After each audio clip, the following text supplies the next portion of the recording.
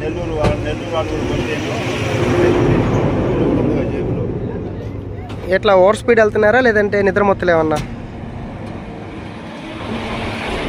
బండి క్రాసింగ్ అయ్యేటప్పుడు డివైడర్ తగిలింది.